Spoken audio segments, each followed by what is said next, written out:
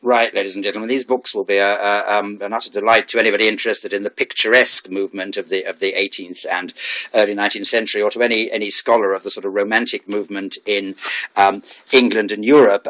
It's a 2-volume set of published in 1813 by Byron's publisher John Murray, of a work called The Philosophy of Nature, or The Influence of Scenery on the Mind and Heart, published anonymously, but in fact by somebody called Charles Burke, who was born in 1781 and died in 1846, initially a fairly impoverished playwright and writer who was taken up by a wealthy patron called T. Thomas Grenville, and who published this rather extraordinary work of hundreds upon hundreds of short essays and observations on picturesque scenery, grottos, ravines, foreign cities, artistic sensibility of the romantic type. As you can see, there are hundreds of articles in each volume.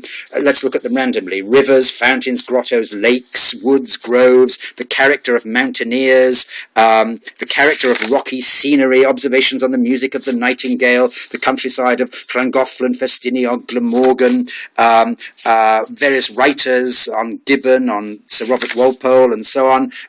Various foreign cities described: Smyrna, St. Petersburg, Vienna, Babylon, Caesarea, Seville, Alba, Corinth. Hundreds upon hundreds of observations and articles on picturesque scenery, art, and sensibility. And here's the contents of the second volume are listed in the first. We have Love Defined, Petrarch, Observations on Liberty, The Monks of St. Bernard, The Cottage as the most attractive style of architecture, The Three Orders of Beauty, Remarks on Slanderers, rather oddly, Man is not formed for absolute solitude, An elegant cemetery at Bury St. Edmunds, The Aurora Borealis, and so it goes on.